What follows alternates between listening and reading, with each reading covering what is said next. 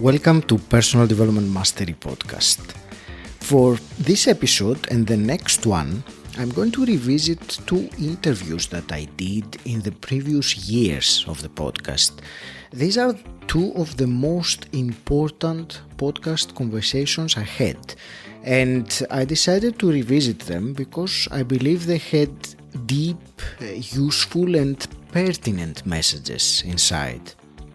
I realized that, especially if you have discovered the podcast recently, it's not easy to go back and check over 300 episodes. So these two specific conversations, I believe that you will benefit from, and I wanted to give you the opportunity to discover them and the value that they contain. Today the episode is the first of these two conversations, and my guest is Mark Gober, an international speaker and the author of a series of books. The one in particular that I discuss with him is An End to Upside Down Thinking, which was awarded the Best Science Book of 2019. Mark interviewed the world-leading consciousness researchers, and the conclusions he came up with are mind-blowing. This episode will challenge, intrigue, and inspire you to delve into the depths of consciousness. If you are seeking to understand reality beyond the physical world in the most scientific way possible, don't miss this conversation. In today's show, I am delighted to speak with Mark Gober. Mark, you are an international speaker, the author of An End to Upside Down Thinking, which was awarded the Best Science Book of 2019, and its sequel book, An End to Upside Down Living. You are also the host of the podcast Where is My Mind, featuring your interviews with world-leading consciousness researchers. Mark, welcome to Personal Development Mastery. I'm delighted to speak with you and to discuss the mind-blowing conclusions that your research has led you to. Well, thank you for having me. I'm looking forward to it. Mark, shall we go back a little bit first? And you have a background in business and previously investment banking analyst, and at some point you start researching about consciousness. So can you take us back first and paint a bit of a picture of who you were before? Yeah. Well, I didn't expect to be writing about consciousness, talking about it. It wasn't on my radar. I had a very traditional academic background. I went to Princeton. I was a competitive athlete growing up. I ended up being one of the captains of the tennis team at Princeton. Wasn't thinking about consciousness there. Very achievement focused. And then I went into investment banking in New York after college. Decided to leave in 2010. I was there during the financial crisis, so I was working nonstop. It was a pretty tough period. And I joined a firm called Sherpa Technology Group, first in Boston and then Silicon Valley. So on the surface, it doesn't look like I would have much to do with the topic of consciousness or metaphysics. But thinking back, I've always had an interest in, like, what are we doing here? And ask questions like that. Why am I trying to achieve? I've always kind of felt like I was on a treadmill, like I would achieve something that I always wanted, and then it would feel like nothing happened, and I'd be on to the next thing. So I've had big questions like that. And actually, when I got to Princeton, my sophomore year, I was thinking about majoring in astrophysics when you had to declare a major. For a lot of reasons, I decided not to do it. I was very busy with tennis. I would have been a late entrant into the major. And at Princeton, they had grade deflation when I was there, meaning they limited the number of A grades they would give. So I was like, do I really want to do astrophysics while I'm doing tennis and all these other things and being so conscious about grades? Could it actually take away from my life and make it much more stressful? So I decided not to do it. But I mentioned it because I think the impulse was already there to ask those kinds of questions. Yeah. But it was for me in 2016 when I really became interested in these topics. It wasn't something I was looking for consciously, but as I talk about more in my second book, An End to Upside Down Living, there was a lot in my life, in addition to having these questions about, well, does that anything matter? There were some business deals that didn't go my way, some personal dating situations that didn't go my way. And it was kind of like a lot of things at once hit, and I was not feeling good about life. And in the back of my mind, I didn't know if there was any meaning to life. And in fact, I think it was more than that. I didn't think there was any meaning to life. I thought we were here randomly. And when you die, there's no There's no more memory. There's no more ability to be aware. So we're just here trying to enjoy ourselves, I guess, and rationalizing meaning. So I was in a pretty lost place, but it was a place that I think my traditional academic background led me to, because that's what science, at least traditional science, would say, that the worldview I just described is actually correct. Even though it's very bleak, there's no meaning to life, and that's it. So that's where I was coming from. And I was listening to podcasts, usually on the topics of health and business. And there was one in particular that I remember that I guess sparked this whole thing. Even though this one interview didn't necessarily change my worldview, it was maybe the first domino. It was a show called Extreme Health Radio, and they interviewed a woman named Laura Powers, who talked about her own psychic abilities. And she was just speaking like a normal person, but saying things that sounded crazy. Like she works with energy and she communicates with non-physical entities and talks about consciousness beyond the body. And it was enough for me to listen to the whole interview. It was probably over an hour. And at the end of that interview, Laura said, well, I have my own podcast called Healing Powers, where I've interviewed many other people who've had these experiences. So I remember at the time I was in this very lost place, but also working. And I lived in San Francisco, and I would drive down to Silicon Valley. It had lots of traffic. So it was a good time to listen to podcasts. So I subscribed to Laura's podcast. And within a few weeks, I ended up listening to every episode from 2016 back to 2011. And I was like, okay, what's going on here? Because all these people are describing a very similar picture of reality. It's not one that I've ever heard of before in a serious way. And these people are independent. Some of them are scientists. Some of them just are normal people. Some of them, they have different backgrounds, and they were coming to similar conclusions. So it wasn't like I heard one interview and it changed my life. It became the compilation of all these different conversations. And I was like, okay, what's going on here? There's more than meets the eye to this universe. And if that's true, then I have to rethink my own life.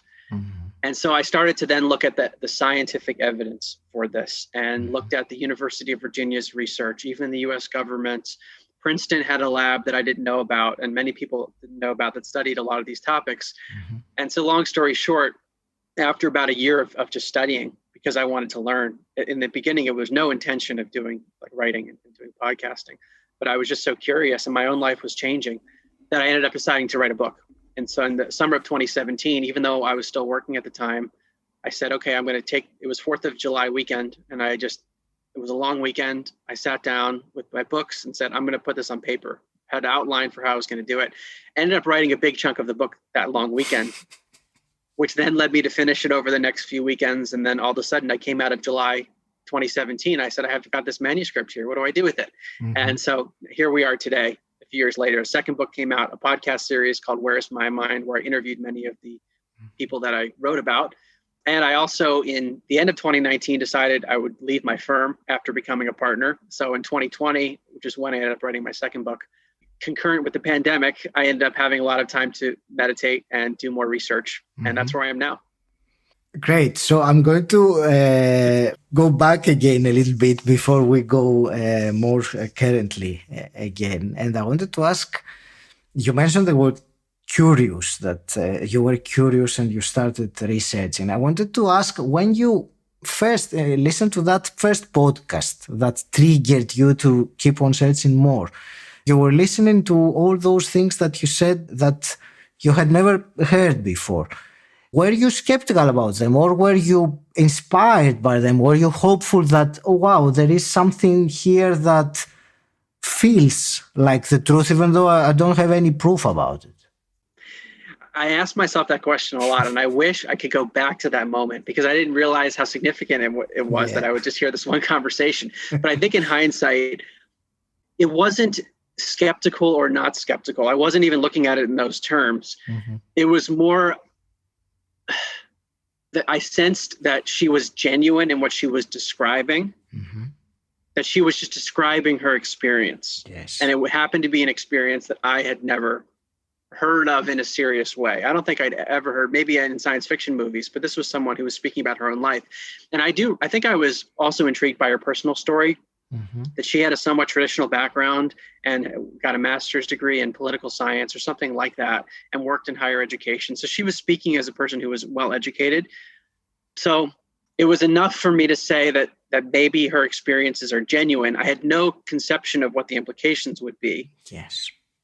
At the time. It was just enough to spark me to say, well, I'm interested enough to learn more. And at the time I didn't even know what I was interested in, because I was having all these existential questions, and my career I just wasn't as sure of as I used to be. I didn't know where it was going to go. The sensation of being on a treadmill was really there, because if I had looked, this was around the time I had just turned 30.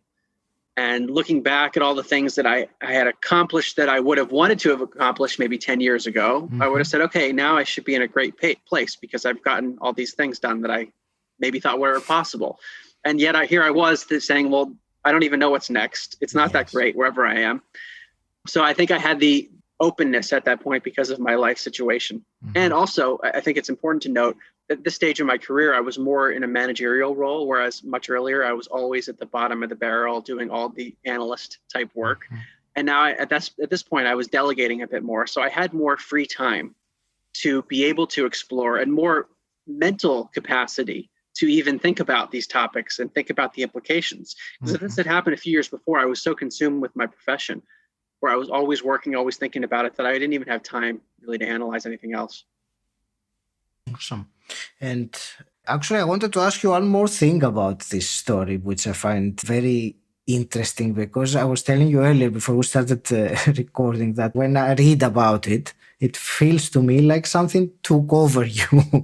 So when was it during that intense period of studying? And I remember your friend saying that you had like 1,000 books in your flat or something like this. Was there a point that you realized that, wow, I have really become obsessed with it? It has become a true passion. I think it's a good word, obsessed. That's kind of what happened, because that's all I wanted to do. I wanted to understand, who am I if something more is going on, which we'll talk about, and what am I doing here? Is there meaning to life? And if there is meaning, I need to know about it, because whatever I used to think is wrong. Was there a point where that clicked? I think it was progressive. And the way I like to describe it, it's sort of like a stock chart. If you look at the S&P 500 decades ago versus now, you see an upward trajectory, but there's downs on the way up. So for me, I would learn something that would be mind-blowing. And then I would go to work and I'd think about daily life, and whatever I learned wasn't relevant all of a sudden. And I'd be like, well, that's just, how can that be? And then I would learn something new and say, whoa, there's something here. So there was this back and forth process, but there were maybe little spikes along the way. And there's one in particular that I'm thinking of with relation to Laura's podcast. She interviewed a man named Paul Davids, who I ended up interviewing as well. What's interesting about him is that he also went to Princeton, also majored in psychology like me. So when I heard him say that, I said, okay, I can relate to this person. We have very similar backgrounds in some ways. He also was the producer of the Transformers. So he seemed like a somewhat credible person, and he seemed intelligent when he was talking. He told the story about his colleague in Hollywood who was an atheist and said, look, I don't believe in any afterlife, but if I get there and there is an afterlife, I'm going to drop you a line. That's what he said to Paul. It turns out Paul ended up having hundreds of mystical experiences after his colleague passed away. Wow. The most notable of which, and he wrote a book called An Atheist in Heaven and did a documentary on this. The most notable one was he was alone. I believe it was in New Mexico at his second home or something. So no one was there, and he was reading papers, left the room and came back and found an ink blot covering certain words in the paper that had significance when he analyzed what was removed. And he didn't know how the ink could have gotten there. Yes. Because it didn't make sense. And he ended up sending the ink to a chemistry lab for like 3 years, paid for his own money, and they couldn't understand the composition of it. He had many other weird experiences. And I remember hearing this and not being able to move because I had heard a bunch of things that suggested maybe there was reality to it, but the seriousness of what he was saying, of the implication of that, I had to really, it was disorienting. See, I'm a bit more adjusted to it now. I'm more used to feeling like I don't know anything. Whereas before, when I first learned about this, I said, wait a second, I have to rethink my whole life. And I remember that year, because when I heard these interviews, this was maybe in August, September of 2016, it was Thanksgiving that year. And usually I would spend that time with family. I would go back to where I grew up. I didn't do that. I just stayed by myself. I went into Muir Woods outside of San Francisco and just had to really sit there and think, because not only was my own worldview changing, I understood the implication of that, but I had to understand that so many people around me would not even understand or have a way of relating to what I was talking about. Because I had a bit more free time to think about these things, didn't have a wife or kids, so I could just immerse myself. And I was like, well, how could I possibly convey this to someone else for them to even begin to understand what I'm thinking of? And this was just a few months into the journey. And it really hasn't ended. I would say that one interview was a pivotal one because I remember just being so shocked by it. Another thing I should add, now thinking back to the story, is that I began having my own experiences that were very strange. That I call them synchronicity now, having researched the topic. Carl Jung called it synchronicity, where, for example, I would learn about something that I'd never heard of before, and then that thing would emerge somewhere else. Like I'd read about it, or it would come up on a podcast interview, or someone would mention it. Yeah. And this would happen repetitively. And it happened so many times with different things that I was like running the math in my head of, I took statistics, what are the odds that this could be happening? And repeatedly I would conclude something is really strange here. What is going on in the universe? And then I started to work with some psychics myself. So I did a session with Laura Powers, a psychic session. She professionally works with people, and not just her. I worked with a lot of people. And I did all the weird things you could imagine of talking to esoteric people because I wanted to understand. And I said, okay, this will be my leisurely spending. I will spend on these sessions. Maybe they're frauds. Maybe some of them are legit. And the long story short of it is that there is some legitimacy to at least some of it. And that fact alone is mind-blowing. They would tell me things that were happening in my life that there's no way they could have known about from across the country on the phone, not seeing me, really weird stuff. And those sorts of personal experiences are enough to jolt one. And in my journey, what I found is that there's two paths. Generally, there's an intellectual path of understanding it at that level of like the logic and the quantum physics and things like that. And then there's the experiential aspect, which could be a near-death experience. For some people, it's psychedelics. For some people, it's meditation or a synchronicity, where it happens to you, and no matter who you are, you can't deny that it happened to you. And no one can tell you that it didn't happen because you know it happened to you. And what I found is that when people have direct experience, it's the most powerful. Absolutely. Mark, let's discuss then about your research and your book, and thinking about, it is about rethinking consciousness. You talk about where does the mind come from. So I will ask you this question in a moment. But before I do that, because we are going to talk, we already have started talking about consciousness. If you were to give a brief definition of what you mean when you say consciousness, can you share that with us? Well, before I do that, I want to give some context for this Absolutely. term consciousness. And I didn't start off saying I'm going to be thinking about consciousness. When I heard Laura Powers and I heard these other interviews, that wasn't the focal point. It was maybe weeks or months into my research, probably more like months, where I said, okay, this whole entire issue of, is there psychic phenomena? Is there anything after we die? It relates to this topic of consciousness, and it relates to the brain. So the topic of consciousness, what does it mean? Interestingly, I studied psychology in undergrad. I wasn't focused on neuroscience. It was more on how we make decisions. And I wrote my thesis on Daniel Kahneman and judgment decision-making and errors in our cognitive process. So consciousness is embedded in all of that, but I actually never even thought about consciousness itself because in the traditional academic world, it is so widely assumed that we are conscious. So consciousness, it means the capacity for being aware, the sense of experiencing life. So anyone who's experiencing the listening of this conversation right now, you're listening to it. That is your consciousness that's having that experience. It's a difficult thing to even describe because it's abstract. Like I can't touch my consciousness, but I could touch my head, I could touch my leg. But consciousness is our capacity to experience. It's our awareness. And the reason I think it probably didn't come up much in my studies is that it's so widely assumed that consciousness is just a product of stuff happening inside our skull. We have a brain that has an immense complexity. There's electrical activity, there's chemical activity, and it produces our capacity to be aware. That's what science would say. Yes. And why would science ever say that? Well, because there's tons of evidence that when you change the brain, your consciousness, your state of mind, your awareness will change in a corresponding way.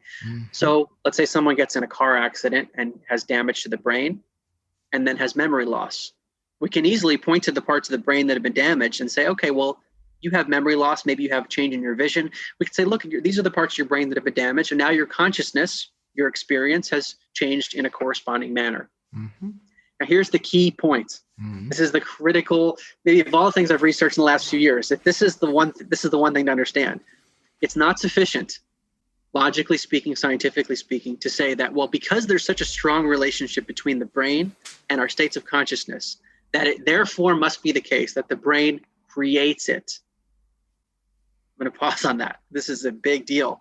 Now, I'll give an example to explain why this logic doesn't necessarily follow. And it's from a philosopher named Dr. Bernardo Kastrup, who I think is a really clean philosopher in this area of consciousness. He says, you imagine you have a fire and lots of firefighters show up. Yeah. You have a larger fire and there are more firefighters that show up. We can show this very tight correlation between the size of the fire and the number of firefighters that appear at the scene. Now, do we assume that the firefighters caused the fires?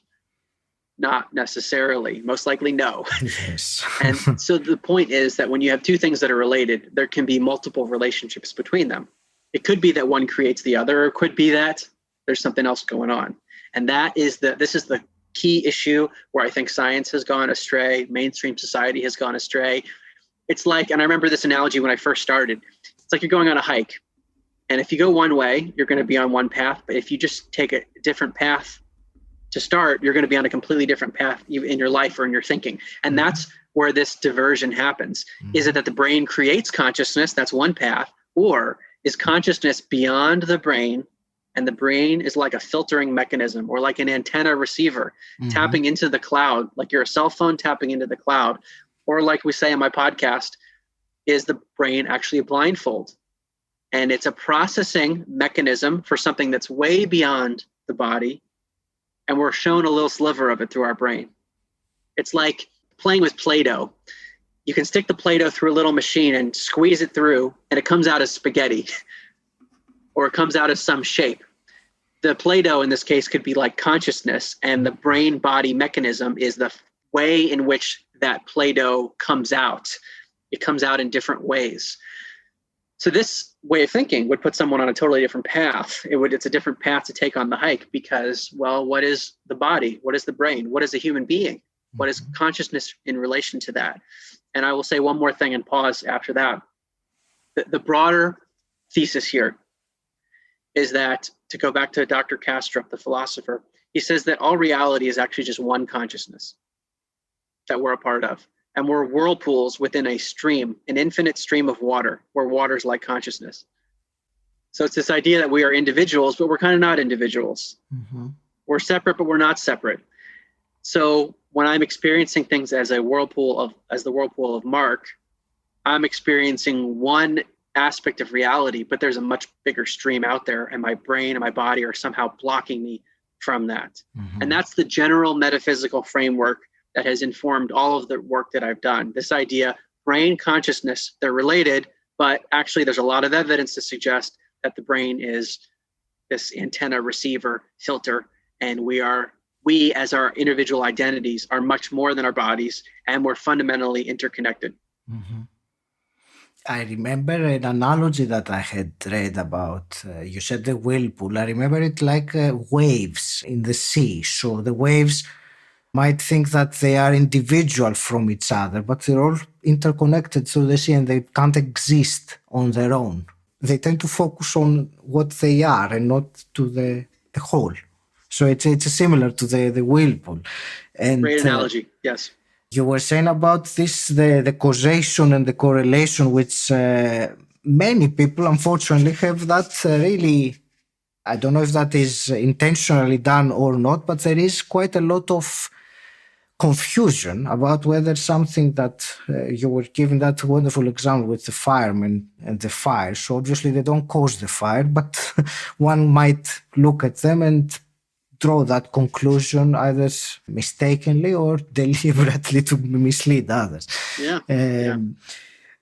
When I was reading a bit more about these topics, I was very surprised to find that this question about where does consciousness come from is actually the number one remaining question in all of science. It's called the hard problem of consciousness, that we don't know. So I find that very fascinating that it's so high up on the list of scientific problems. Yes. Well, and that's an important point because And for me as a researcher and also as a business person, that point you just raised was one of the reasons I had so much confidence to be able to write a book like this, that it's known as the hard problem of consciousness in science. Even the scientists who say that the brain creates consciousness, they will admit they don't understand how that could happen. Mm-hmm. And so Science Magazine, a very credible outlet, they put out their top 25 questions remaining in all of science. So the number 2 question, the way they phrased it, because the number 2 and the number 1 are related. The number 2 question they ask is, what is the biological basis of consciousness? So that question has an error built within it because it says, what is the biological basis of consciousness? Meaning that there is a biological basis. It assumes something within the question. And of course, what I would argue is that it's asking the wrong question. They will never be able to find a biological basis of consciousness because there is none. So that's the number 2 question. The number 1 question, which is related to this, is what is the universe made of? So I would argue that the universe is made of consciousness. Everything is consciousness itself. The world that we experience seems to be material. It seems to be physical, but that is an interpretation of our sensory organs. We feel something that seems solid and we say, oh, that's solid matter. We see something and we interpret it as a solid thing. But when we look at physics, in addition to lots of other science we can talk about, basic physics will tell us that an atom of matter is 99.9999999% empty space, entirely empty. So this chair I'm sitting on feels solid, but it's mostly empty space. And even further than that, there is something in quantum physics. It's known as the double slit laser experiment. And to give an oversimplified version of what this means is that a particle, which is something that should be solid, matter, behaves differently depending on whether or not there is an observer. So more specifically, in this experiment, when someone is looking at the study, and there's big questions about what does it mean to observe? Does it mean just shining a light, or does it mean a consciousness? There's debates about that. But observing, when you observe it, the particle behaves just like a particle, what you would expect. But when you're not observing it, the pattern that appears in this study is that the particle behaves like a wave, meaning it's maybe here, maybe there. It's in a state of probability. That's not solid. So it's known as a wave-particle duality. That doesn't make any sense. How could it be that this physical world might not be so solid? And when we think about it in the terms of consciousness, if everything is just consciousness, like modulations of a sea, it's being modulated in different types of waves, that we have a body with mechanisms to interpret things, to say, well, that must be solid and there must be something out there. It's sort of like we're in a virtual reality suit, a highly immersive virtual reality suit. And because it's so immersive, we interpret things and see things in a way. And we're so convinced of that interpretation that we assume it's real and don't take the time or have the time or have the time to look at the science to say, wait, maybe the way I'm seeing it and experiencing it is not the way it actually is. This is great. And I wanted to ask you, going back to what you were saying, what if the brain does not produce consciousness, but instead it receives it like an antenna? This obviously has tremendous implications in the way that people live their life, because most people, arguably, I think it's most people, that don't have that idea at all, even in a spiritual sense. They are very, very absorbed, if I can use that word, with that consciousness, their life experience, their awareness is all in here. And there are so many phrases in the language that kind of describe that as well. So my question really is there something that one could do to have a different understanding, or maybe accept that a little bit more in order to be able to research it? Well, as you were asking that question, I think there are 2 significant implications, or more than that, but 2 that I like to focus on, of the whirlpool and the stream analogy, because I think this is a starting point for how someone could look at this from a different way. If you imagine that you're a whirlpool within a stream of water, if some of the water from my whirlpool gets into your whirlpool, which could happen in an interconnected stream, that would be analogously like some of my consciousness getting into your consciousness.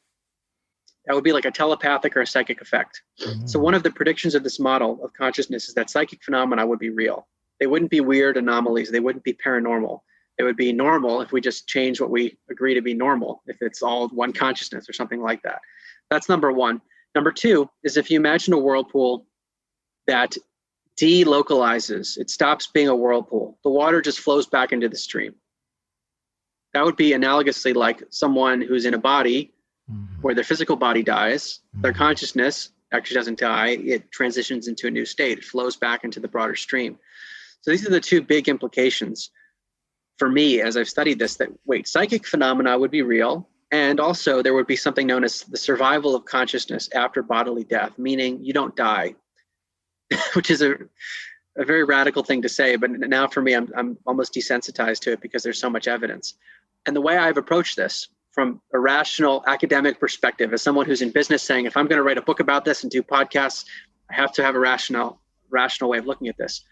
If there's any evidence for psychic abilities and any evidence for survival of consciousness after bodily death, even one piece of evidence, then the model that the brain creates consciousness cannot explain it, or would have an extremely difficult time explaining it, because those things should not happen. If consciousness comes from the brain, that would mean your consciousness is just almost like an illusory construction that emerges and pops out of your skull, and it's stuck there. There can't be anything that goes outside of it because it's not connected to anything. Yes. And there could certainly be no consciousness after death, because the mechanism for consciousness is your body and your brain. And when that turns off, it's like a computer shuts off, so there can't be any consciousness anymore.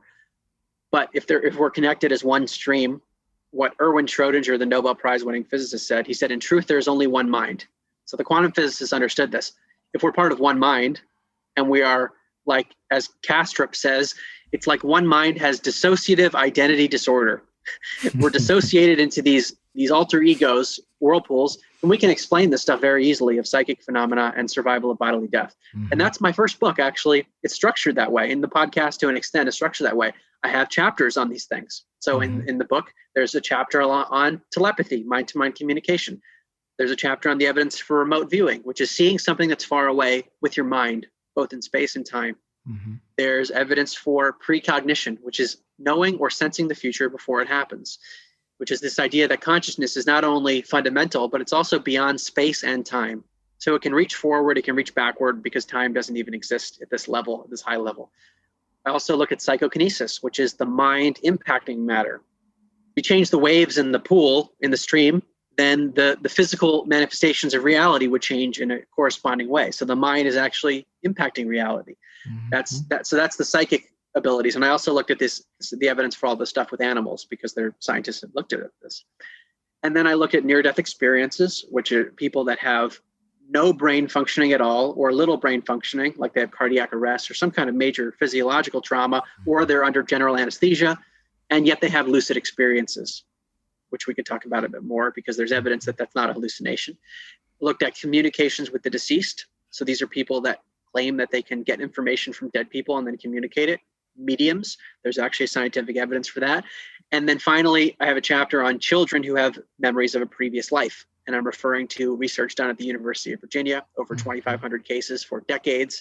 And sometimes the children have memories that can be validated by the researchers looking at historical records. And sometimes the children have birthmarks or physical defects that match with medical records of a person that did die in the manner that the child describes. Crazy stuff. So my overarching point here, Aki, is, wait a second, if any one of those things I said is real, we haven't even talked about all the evidence. If there's any evidence for one thing, that's what I want to harp on. One thing. Brain equals consciousness. Can't explain that very well. It's much easier to explain if I want to be rational, to say, okay, we got to just shift the model of consciousness and we can accommodate for all this stuff. And that's my starting point for anyone who wants to look at this from an intellectual perspective, is to say, okay, can I deny all the science? And if I can't deny it, then wait, maybe I have to rethink my view of reality. Thank you for this answer, Mark. And it came to mind while you were saying that was that science really is finally catching up with some elements that a while back they would consider completely the elements of religion. Because what you were saying about consciousness not disappearing once we die, but going back or dissolving, or in other words, that it doesn't die, it is something that religions, no matter how much the message has been distorted through the ages, but they have been saying that we are immortal, shall we say, or we're made in the image of Creator and so on. So for me, it is amazing because I have both scientific background and spiritual, or if you wish, curious background, which leads to the other one. So it's great to see that chasm, that gap that is starting to be bridged and finally have proof. I think it is only inevitable. It's only a matter of time before the proof will be so solid that no one would be able to ignore that. It would be like as obvious as gravity or something. Well, I agree with you. And one of the things that shocked me most when I first started on all of this is I couldn't believe how much research there was on all of this. I mean, peer-reviewed scientific papers. The US government has declassified CIA documents talking about the reality of remote viewing, psychic spying, using people's minds to find things that are far away in these documents. And on my podcast, I interviewed Russell Targ, who was one of the leaders of the program in the 1970s and 80s, which went into the 90s, and he was there for part of that time, but actually training people to do this.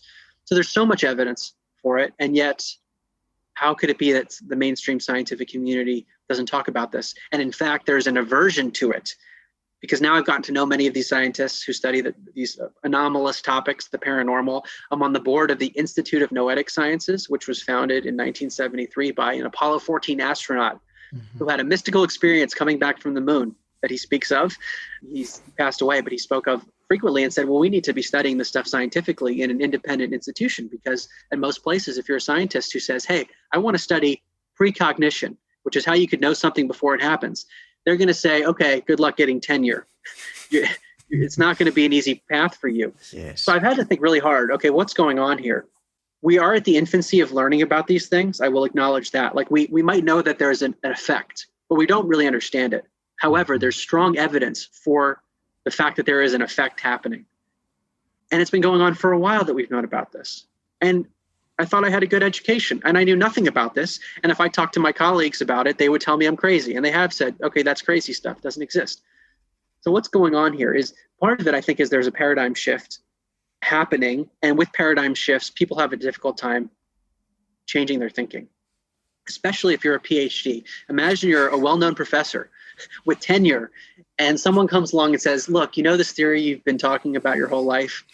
You missed the biggest thing ever, which is that actually consciousness is fundamental, and you have to rethink everything you've done. Even though what many scientists have done is there's reality to it, I would just argue it needs to be recontextualized in the context of a consciousness.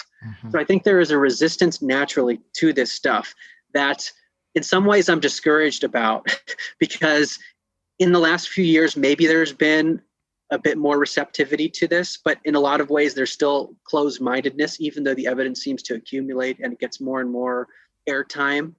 I'll tell a personal story that really helped me understand this resistance. So when my first book came out, and Into Upside Down Thinking, I hired publicists to help me with it and to help me get the word out. And I was so excited to get this message out to people, because I said, look, I put all the evidence in one place. This is life-changing. It changed my whole life, and it could help people so much, and science could change. So let's get it out there. And I really wanted to get this to the mainstream scientists, even though I knew that there's been resistance. And I wrote about some of the scientists who will say, look, I won't even look at the evidence no matter what happens. Some of them will say they'll say that there might be evidence, but I don't want to see it. Imagine that. Imagine that. How unscientific is that? It's so unscientific, but that's the irony of it. Science has become a religion in that sense. It's dogmatic. But we reached out to, among other places, a mainstream scientific journal to say, look, there's this book, and many scientists have endorsed this book. Would you like to feature it in your scientific journal, or at least talk about it? This was a big-time editor at a big-time scientific journal that everyone knows of. He just said, no, I'm not going to look at it. And I told my publicist, I said, we got to show him some evidence. Let's send him the CIA documents, and let's send him a paper that came out in 2018. It was published in American Psychologist, which is the official peer-reviewed academic journal of the American Psychological Association. It doesn't get any more mainstream. Yes. And it compiled all of the statistical evidence for things like telepathy and remote viewing and precognition, psychokinesis, those things I mentioned of psychic phenomena. He compiled, it's called a meta-analysis, of taking all this analysis that's been done, putting it together in all these areas and saying, look, there's a strong statistical effect where in other areas of science, we accept these things to be real if we get this level of significance. And it doesn't mean that it's a very big effect. It's just statistically significant. And I'll give an example to give your audience a sense of how this works. In the study of telepathy, mind-to-mind communication, the classic study, it's known as the Gansfeld experiment. You have one person in a room, we'll call that person Bob, and you have another person, we'll call her Jane. These are not people that claim to have psychic abilities. They're just normal people. Sometimes they're college sophomores doing studies. Bob's sitting in a room. He's put into a relaxed meditative state because the scientists know that when you're in a more meditative state, you might be more receptive psychically. But he's just put in a more relaxed state. And Jane is shown an image, and she's asked to try to mentally send the image to Bob from far away. Mm-hmm. So she doesn't know what's going on. She's trying to mentally send this image, and Bob doesn't know what she's looking at. So after a while, Bob is shown 4 pictures. He comes out of his relaxed state, and the experimenters say, Bob, which of the 4 was Jane sending to you mentally? Bob will say, I don't know. Pick this one. Mm-hmm. You would expect that Bob would guess correctly 1 out of 4 times if there were no effect. It should be 25%. 1 out of 4. Over time, over many, many trials, it should approach 25% because how could Bob get any information from Jane, and they're not psychic, and psychic's not real? So what the studies show is that it's closer to 32% of the time that Bob guesses correctly, or the person in Bob's room. 32% versus 25%, that's nothing, you might say. That's 7% differential. But statistically speaking, it's massive effect. And it's in a category known as 6 sigma. There are other studies that meet this too in psychokinesis and other areas. 6 sigma means that the odds this is happening due to chance alone, this deviation, is more than 1 billion to 1 against chance. More than 1 billion to 1. So this is what's known as small, but statistically significant. Mm-hmm. And what Dr. Etzel Cardenia, in this very well-respected journal, what he put together is the statistical evidence for all this stuff. So back to my story. We sent him, the editor of this paper, we sent him the CIA documents which say, I'll give a direct quote, remote viewing, which is the ability to see something far away with your mind, remote viewing is a real phenomenon. Implications are revolutionary, and they show the scientific panel that evaluated these studies, including someone from Caltech, in the declassified document that's now open to the public. So we sent him these 2 documents. And I said, okay, surely this will be enough to get him to engage. And his response was, the CIA is not a scientific body. And he said something to the effect of, the American psychologist paper is laughable, something like that, just didn't take it seriously. And that was the end of the engagement. He didn't want to engage beyond that and didn't want anything to do with it. I suppose, like anything, that not everyone is ready to receive a knowledge at any given time. Everyone, when the time is right, they do receive it. And I remember that quote that I like very much as well, that truth goes through these 3 stages. Always, the first it is ridiculed, isn't it? Then violently opposed, and third it's accepted as self-evident. So the more I see these things appearing, or new knowledge does go through these stages. And it's very easy to ridicule something that only time will tell whether it was to be ridiculed or whether it became the truth. As with everything really in history, we can't see the future. Right. So this is how science progresses, through paradigm shifts and learning the old way of thinking needs to be revised. In my professional career, I worked a lot with intellectual property, especially when I moved to Silicon Valley. So things like patents. A patent is something that is both novel and non-obvious relative to everything that's been done in the past. So thinking about this idea of paradigm shift, I saw this all the time. If there were a new patented technology that would come out, there would be resistance in the industry to it. By definition, because it's something novel and non-obvious. And the scientists, the mainstream scientists, are the ones that preceded this invention would say, no, this is not how it's done. We do it this way. So there's always this tension in science, and there's a human desire for their own belief systems to remain intact. There's an egoistic aspect to it if one especially has promoted an idea to be resistant to something that would challenge it. And then it also takes a lot of mental energy to shift one's way of thinking. I mean, for me, it took so much energy, and it's so disorienting and disturbing to think that I was so wrong. I mean, I don't know exactly what's right now still, but I know that whatever I thought before was completely wrong. And I think there's even another level to this that's probably harder to put our finger on. But what we're talking about here is an incredibly empowering idea. It empowers the individual that we are part of this universal consciousness. That means every single person is significant in some way, and every person's mind has power and influence in the world, no matter who you are, no matter what your socioeconomic class is. So one could imagine that those in positions of power who have this kind of knowledge would not want everyone to understand how this works. So it's hard to understand if there are social engineering forces as well, in addition to our own resistance to new ideas, that there could be reasons for this information to be suppressed. And I'm receptive to that because there just seems to be so much evidence and such resistance and even in the media to ridicule this kind of thing. I'm thinking to Dr. Rupert Sheldrake, who is a former Cambridge biochemist who studied a lot of these psychic abilities. His Wikipedia page says that he's a pseudoscientist. So he uses something like that in the first sentence. So if you are an everyday person who doesn't have much time to research, and you say, look, let me look at the psychic thing. I'm just going to look at Wikipedia. He's a pseudoscientist. You're probably not going to continue. That sort of thing, I think, keeps the science down. Yes. And I won't even go into Wikipedia or Facebook or all the others. One who really wants to go deeper probably will go past Wikipedia. But for most people, that would be enough to stigmatize a person and for people to say, no, this is not credible, he's a quack, or because Wikipedia said so. Whoever writes that's a different story. Yeah.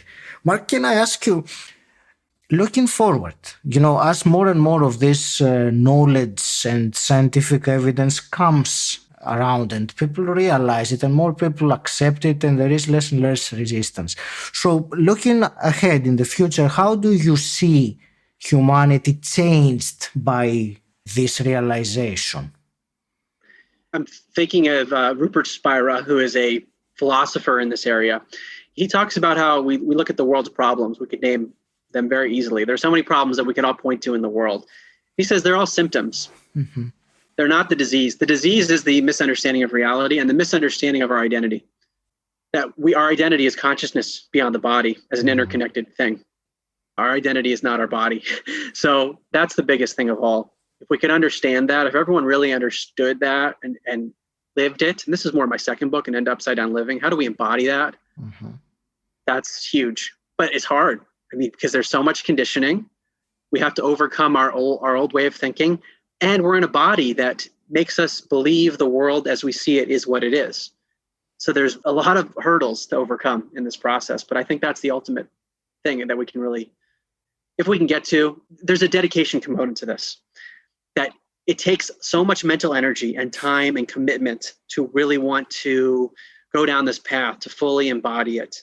And some call it the path to enlightenment. There are lots of different names for it. And I can say this from my own experience because I've prioritized this, left my career, that there are challenges to it. But I think if more people committed to these things like personal development and spiritual development, it could improve the world in many ways. Is there a line, do you think, where that trying to transcend that idea that the consciousness is inside our head, is there a line where this goes beyond just intellectually understanding it and having to use some kind of, deeper understanding, spiritual, if you want, or something more than the mind itself? And now I pointed here, which after our conversation, it's a mistake, but it is, at least I realized when I did it. Well, I want to comment on that because our sensory organs are located up by our head. Yes. So we hear, we see, we taste. So it feels like our consciousness is up there. And some people have offered a thought experiment. What if our eyes were at our feet and our ears were down there? Where would we experience consciousness? But you're getting to a very important point, which is the embodiment and the experiential aspect of all this. I like the way the yogic tradition breaks this down. They talk about 4 pathways, which I think can be incorporated into any tradition that you could think of. The first is the pathway of wisdom. It's known as jnana yoga. And in theory, all of these lead us to embodiment and an understanding of all the things we've talked about. So there's the wisdom path, there's the karma yoga path, which is selfless service. There's the bhakti yoga path, which is devotion. This could be rituals, chanting, prayer, an attitude of being gracious in the world. And fourth is generally energy, which could be anything from yoga to meditation to breathing exercises to nutrition, anything to focus on the energetic aspects. So wisdom, selfless service, devotion, and energy. They're like different pathways up a mountain that gets you to the same point of that many enlightened sages have spoken of. They speak of very similar things, of a oneness, an unconditional love, which, by the way, comes up in the near-death experience. When you get the brain out of the way, people talk about it. People talk about this with the psychedelic DMT, that this one mind is an infinitely loving state of being. That's actually our true nature, and we're sort of trying to get back to that and get rid of all these blocks. So then it becomes a path of how does one do all those things to get the knowledge and the wisdom all the way up, and to be doing selfless service and to be devotional and to have energetic practices. For each person, it might be different. And as having studied spiritual paths, which is more of my second book, is like, what are the commonalities? Whether it's the religious figures that people talk about, like the Buddha or Jesus Christ, or Muhammad, there's parallels in all of these people that have elevated themselves in consciousness, but also in modern day life. There are people that are going through these awakenings all the time. And there's a podcast called Buddha at the Gas Pump, which has been very influential for me because the host, Rick Archer, he's interviewed hundreds of people that have had these awakening experiences. Everyday people, it's like you're pumping your gas at the gas station and you see someone there, and that person could be at a very high enlightenment level, but they're just normal people. That people go on these four pathways. But for me, it started with knowledge. It was all wanting to learn, what does science say? But as I've progressed in my own journey, I've been thinking about these other pathways. How am I serving? How am I being devotional? What kinds of energy practices am I doing? And the interesting thing about these pathways is that they're interrelated. That when one learns more about the nature of reality, the conclusions that one will reach is that we are part of this one mind. There's an unconditional love aspect. We're interconnected. And that would naturally make us want to be of service more because we're interconnected. It would also make us naturally more devotional and more gracious because we're part of this broader intelligence. It would naturally make us want to improve our energetic body to be more connected on a physical level to this. So it's like you start on one path, but the others naturally become incorporated with it. So what is going back to your original question, I think what you're alluding to is like kind of how do we at an individual and collective level get to this point where we're more connected to truth? Because I think truth is something along the lines of what we're discussing. And I think the way we do it is by reorienting our lives. And I start my second book by asking a question. I say, what is the overall intention of your life? And I ask people to think about that. And the whole book is devoted to answering that question. And I answer for myself. But if we really think hard about what's the intention of our life, where is our compass pointed? And then actually live a life that seems to be in alignment with reality, to me, that is the ultimate solution. Because when we shift our consciousness, reality shifts. And if we shift consciousness collectively, how does reality shift? That's a big deal. And I want to give one really concrete example that I like to talk about in every interview if I can, because this is a life-changing topic. It's actually episode 6 of my podcast. We did a whole episode on it. It's called The Life Review. Yes. And the life review is experienced in the near-death experience. In short, it's an NDE. And the NDE, which I mentioned, is a time when the brain is barely functional or non-functional, and yet a person has a lucid experience.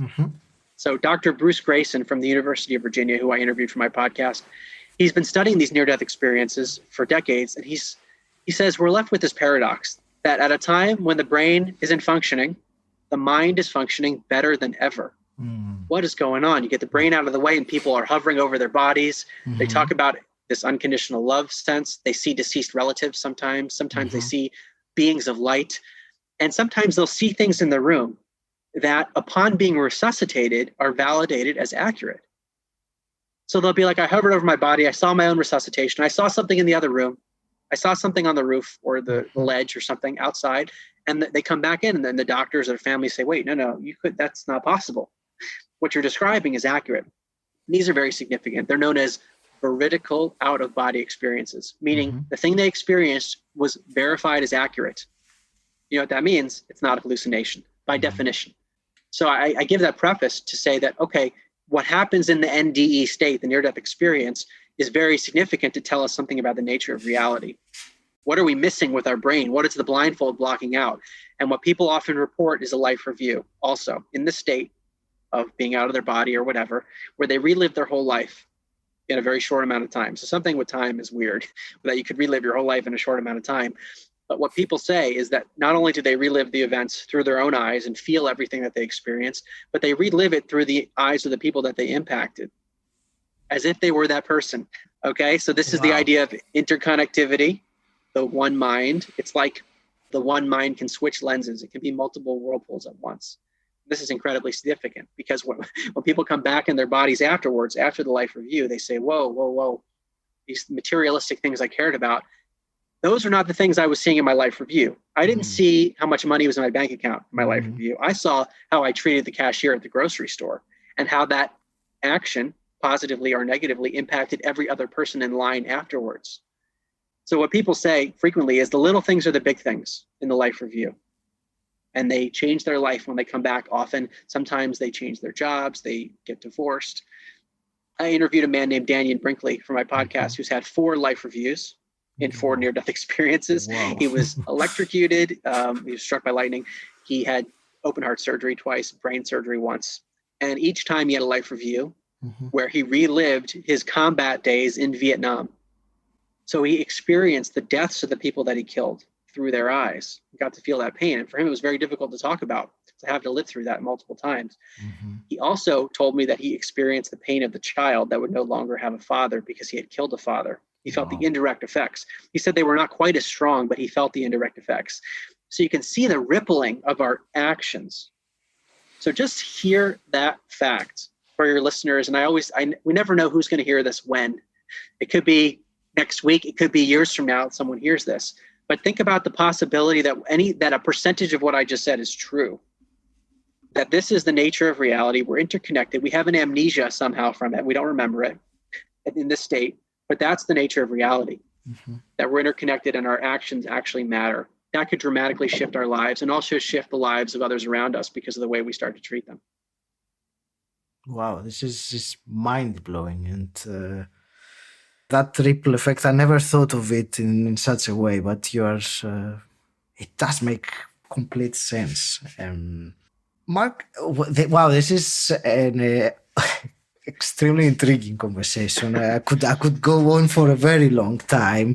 I would still like to start wrapping things up though, and I'm going to ask you some quick fire questions just to start concluding. And the one I always start with is, what does personal development mean to you? Since this is the Personal Development Mastery podcast. Yeah. Well, I would like to commend you on having a personal mastery podcast because I think it's the most important thing we can do. It is the evolution of our being. And that's, to me, if we combine the reincarnation research that I mentioned at the University of Virginia, it's like the recycling of the water in the whirlpool in the stream. You become one whirlpool and some of the water gets transferred into another. There's strong evidence for that. And this life review suggests that we're evaluating ourselves. We're seeing how we do in life, no matter what our circumstances are, rich or poor, it doesn't matter. Race, none of that matters in the state. It's how are we treating each other. So what's personal development then? It's the evolution of our consciousness. Some would call that our soul. To me, it's the most important thing we can do, because from one life to the next, even if there is reincarnation and we maybe physically have some aspects of how we were harmed in a past life shows up in this life, the research suggests that's true. Maybe some of our characteristics from a past life transfer, but I'm not going to take my house with me, my car, my bank account. They don't come with me to the next life. What's transferred is the evolution of our consciousness. And that seems to be a theme in my research. However, the information is obtained through spiritual connections. Everyone says the same thing, that we're here to evolve our consciousness. At least that's part of what we're doing. So personal development, that is the evolution of our soul, of our consciousness. What more important thing could we do? That to me is the centerpiece of our whole life, is evolving. And it could manifest differently for different people. Although the elements of the evolution are very similar. It always comes back to self-love. That usually seems to be there is a lack of that in whatever thing we're trying to develop in some way. And that could be, if we don't love ourselves enough, we then mistreat other people. It can manifest in different ways, but it usually comes back to this concept of love, not romantic love, so to speak, but it's this something that's transcendent, the idea that we're interconnected and we're expressing that in some way. But it also means we're whirlpools within the stream. And I think in the spiritual community, there can be a tendency to say that there's only altruism, which is very important, the altruistic aspect, but then there's the individual development aspect. So that can be lost sometimes to say, well, all I'm going to do is focus on everyone else, which is very admirable and important. But there's the focus on the self too. And it's sort of like when you're on an airplane, they tell you to put your mask on first before your oxygen mask before you can help other people. The personal development will then enable you to help other people more. Thank you. That's a wonderful answer. Let's say you could go back in time and meet your 18-year-old self. What one piece of advice would you give him? I was thinking about that this morning. I was thinking about things that have happened in the past. And it's interesting. I have much less regret than I used to because everything that's happened has led me to this point. And even the things that I maybe cared about before in terms of accomplishments and more material things, that led me to work really hard in school and professionally. And all of those things enabled me to write a book so quickly and to do the things that I do now. So if I were to go back to my 18-year-old self, it's hard because it led me to where I am today, and that enables me to be this vessel. But I would tell myself, I wish I knew what I know now, because there would be much less suffering. There was a lot of suffering that came from having expectations and wanting to have certain achievements and being focused on that without having any context for it. Can I argue with that suffering might have been your own evolution of your consciousness and you had to go through it? Yes, you're completely right. It's paradoxical that Absolutely. Suffering enables evolution. Absolutely right. Mm-hmm. And I look at life that way now because I feel that we are in an evolutionary machine, effectively, with intelligence.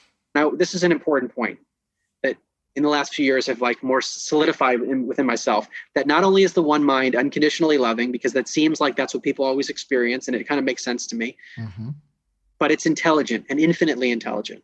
Now, how do I get there? Well, I'm intelligent, you're intelligent, every living species has a degree of intelligence, and we're part of the stream. So that means the stream has intelligence. Logically, it follows. But if we look at the complexity of the universe, down to the smallest levels, looking at atoms to the biggest galactic levels, there's infinite complexity. So it would stand to reason that this one mind is of infinite intelligence to be able to embody this complexity of the universe. Yes. So that means everything in our life, could it be that everything that happens in our life is almost like a mathematical calculation derived for our own evolution? And some would call this karma. It's almost a different way of thinking about it, but it's the same thing, that what happens in our life is a magnetic attraction of what we need in some way to evolve, whether it's coming from this life or from past life, that we're trying to work stuff out with, our consciousness is continuing. So we might be working out things that happen in a past life too. So I think there is this element of maybe needing to suffer to balance things out or to learn. And I'm thinking now of Nisargadatta Maharaj, who I think was a great sage, died several decades ago. He said, life is the supreme guru, meaning that everything that happens in our life is our teacher. And if we look at life that way, even though something happens that causes us to suffer, if we can zoom out for a second and be the helicopter looking down, it's like we're almost in a maze and we don't see the high level perspective. We just see what's immediately in front of us. If we can take the time to zoom out and say, maybe there's something ahead in the maze that I don't see. And the suffering that's near term is leading me to something later. That's a good thing. So maybe to re-answer your question, the suffering maybe needed to happen, but I would have had a different way to frame the suffering. To say, okay, I'm suffering right now, but maybe I need this for a certain reason. Yeah. And it is, as you said, it is a paradox. But I love this question because I get some very interesting answers always. Mark, out of all this conversation we've had today, if you were to give to the listener one actionable item, something they can take away and implement, what would you tell them? I go back to the life review to there can be a tendency to not want to think about that conversation that we just had because the implications are so immense. You almost want to say, oh, wait, what have I done in my past? Or, whoa, everything I do has ramifications in the world and there's rippling effect to my actions. And I have to take personal responsibility. I think that's a big part of our life, is to take personal responsibility. And I think one of the issues in society is a tendency to become a victim and not take responsibility.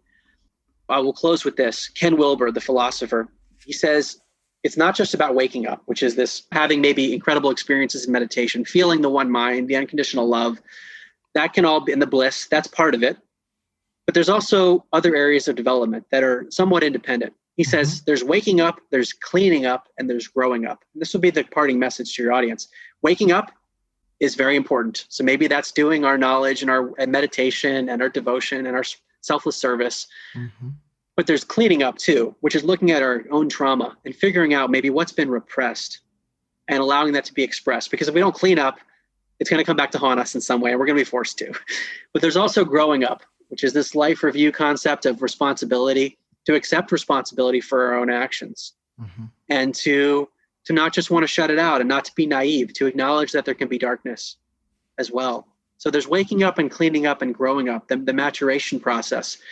If we think about our lives in that way, how are we waking up? How are we cleaning up? How are we growing up? And just maybe for a minute a day, ask ourselves that question. Mm-hmm. And then ask the question, what's the overall intention of my life? Yes. And come up with an answer for it. I know I just left a lot of different things, but I will summarize it by saying this. To ask yourself the question, what is the overall intention of my life? How am I orienting my compass? Because if you ask that question, everything else will flow from it. And I wish more people would ask that question, because I bet that if you ask that question to lots of people, most of them would have never even considered to answer it, sadly.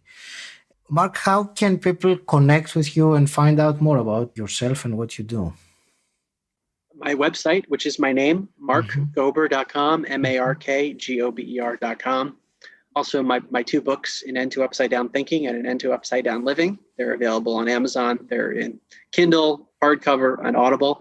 And my podcast, Where Is My Mind, which is available on Spotify, Apple Podcast, all the major players. Mm-hmm. Awesome. Is there another way? For me, it was a really intriguing conversation, and we talked about many things, and I'm sure there were like 20 times even more that we could talk about. But from your point of view, is there anything that you were hoping that would be discussed today and we completely missed it?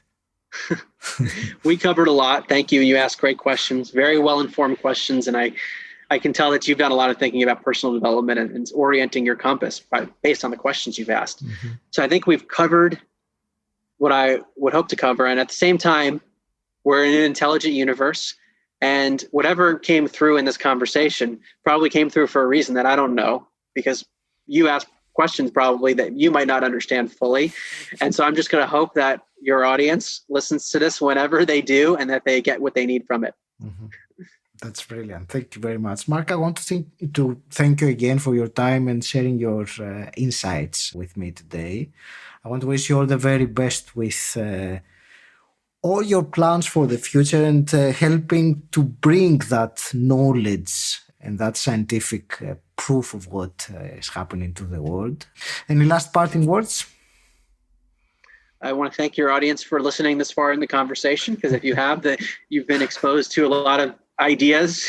What's fun for me is that I get to spend all this time learning and then pick out what I feel to be the most important pieces, and then we can have these conversations.